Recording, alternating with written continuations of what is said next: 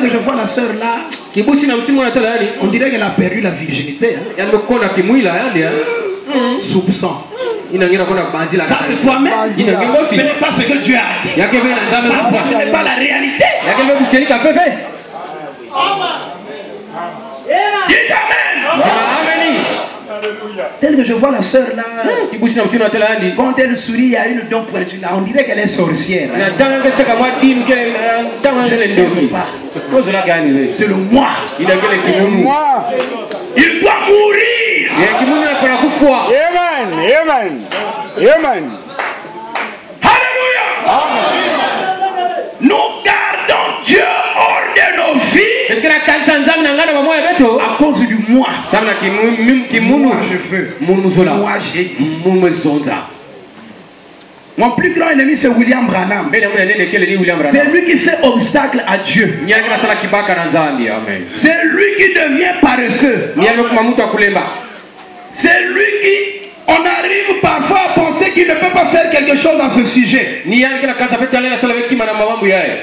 Moi tel que je suis là, vraiment moi. C'est vrai que j'ai été baptisé. J'ai cru le message. Mais il y a une situation là, quelqu'un a un démon d'épilepsie, il tombe là, poum. Moi, prier pour lui et puis il revient. Ça, c'est pour les prédicateurs. Toujours le moi. Donc que le moi sera là, le surnaturel ne sera pas manifesté en nous. Moi, si je ne chante pas, même si les autres chantent, vous ne sentez pas que quand moi je monte là, ça bouge. Devant Dieu, tu as zéro moukaté.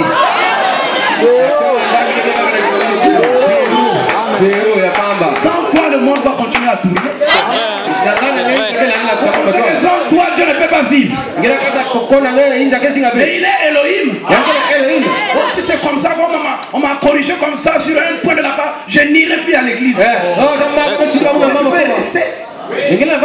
Dieu continuera. Dieu ne s'arrêtera pas. Avant la fondation du monde, il était seul.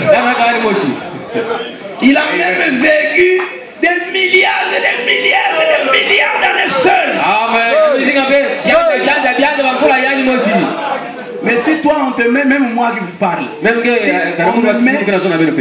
que dans ce quartier, dans la ville de Brazzaville seul, et puis tu restes là seul, tu vas mourir. Je ne peux pas. Il y a une différence entre moi et Dieu. Dites Amen. Nous devons dépendre de lui. Comme Christ a appris à dépendre de lui. Alléluia. C'est le moi qui fait obstacle à Dieu. Mais quand je peux me débarrasser de ce gars-là, quand je peux le mettre hors du chemin, c'est alors que Dieu peut venir et faire des choses dont Branham ne sait rien. C'est alors qu'il peut donner des visions. C'est alors qu'il peut donner des prophéties vraies. C'est alors qu'il peut ressusciter même les morts. Le moi s'écarte du chemin. Pour lui-même prend place. C'est la raison pour laquelle la chose essentielle dans ce message, c'est la nouvelle naissance. C'est la nouvelle naissance. Amen. Amen. Il était l'agneau de Dieu. Il avait perdu ses droits. Maintenant, après sa mort et sa résurrection, ils sont allés au ciel. Et à la fin de cet âge de l'église, la voix criait dans le ciel. Qui est dit de prendre le livre et de remplir cette seau. Qu'est-ce que ce livre-là? C'est l'autorité qu'Adam avait perdue au jardin d'Éden. Parce qu'Adam pouvait calmer le vent, parler aux animaux, marcher sur les eaux. Il était un homme surnaturel. Il a perdu cette autorité-là. Il a perdu ce titre de propriété. Ce pouvoir-là. Il ne pouvait pas aller dans les mêmes salles de Satan. Il est retardé. parti dans les mains de Dieu. Voilà pourquoi quand Jésus est venu, il a démontré qu'il possédait le livre. Parce qu'il était le livre scellé de cette sceaux. Il a maudit le figuier, il a guéri, il a vécu du Saint. Il a manifesté toute la vie qu'il a manifestée là. Parce qu'il détenait ce livre. Et quand l'homme est en possession de ce livre, il devient comme Dieu. Dites amen. Amen. Et quand Jésus est monté à la fin de cet âge, la voix a crié au ciel. Qui est digne de prendre le livre et d'en rompre les sceaux? Qui est digne de récupérer cette autorité et de remettre cela à l'homme? Personne dans le ciel, ni sur la terre, ni sous la terre, n'était trouvé digne. Et Jean pleurait parce que le pape n'était pas digne. William Branham n'était pas digne. Pasteur Arthur n'était pas digne. Nous tous ici, nous n'étions pas dignes. Parce que tous nous sommes nés dans le péché conçu dans l'iniquité. Et Jean pleurait parce que personne n'était trouvé digne. Il savait que si ce livre n'est pas restauré à l'homme, toute la race humaine serait perdue. Nos morts ne résisteront plus jamais. L'enlèvement n'aura pas lieu. Tout sera détruit dans la bombe atomique. Les gens pleuraient parce que personne n'était digne. L'apôtre Jean dans la vision dans l'Apocalypse 5, il pleurait. Et pendant qu'il pleurait, l'un des vieillards lui dit, vous voyez que dans une église les anciens sont importants. Les anciens et les anciennes pour la consolation au moment des troubles. L'un des anciens a dit à Jean, ne pleure pas, car il a vaincu le lion de la tribu de Juda, le rejeton de David. Amen. Jean a écouté, il y a quelqu'un quand même qui a vaincu, qui va restaurer les terres, qui va restaurer la semence d'Adam dans sa position. Jean s'est retourné pour voir le lion. Mais quand il se retourne, il n'a pas vu le lion, mais il a vu un agneau qui était comme immolé. Regardez, il y a une différence entre le lion et l'agneau. Le lion est un animal qui réclame ses droits. Quand il tient ses droits, il ne lâche pas. Jusqu'à ce qu'il va vaincre le lion, lui il est possesseur. Voilà pourquoi quand Jean se retourne, il ne lui a pas montré le lion, il lui a montré un agneau. Que l'agneau ne fait pas usage du moi. Alléluia. Amen. Et c'est cet agneau-là qui s'est avancé et qui a pris le livre et qui a rompu le sceau. Et la voix crie dans Apocalypse 21.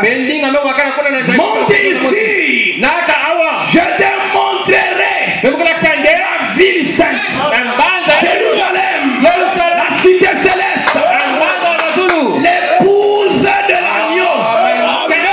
Cet agneau qui s'est avancé, qui a pris le livre, cet agneau a une épouse.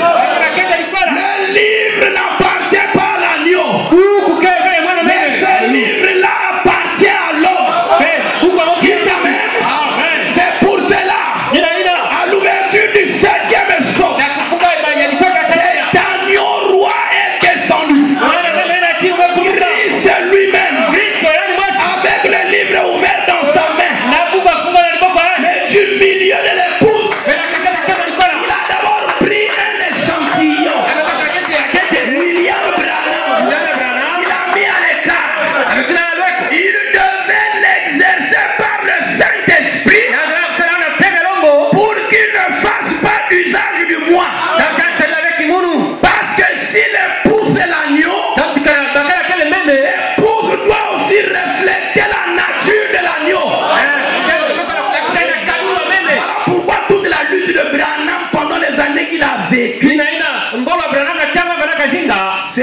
de faire mourir le moi.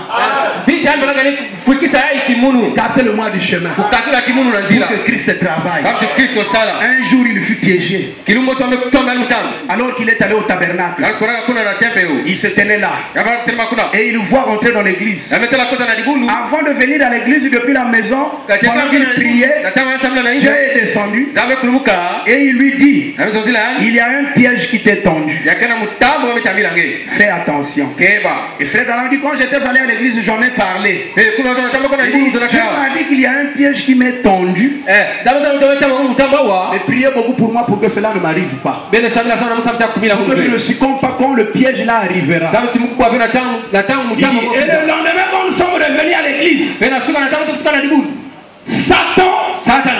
a amené dans l'église deux jeunes gens. Un jeune homme et une jeune fille. Ils se sont assis.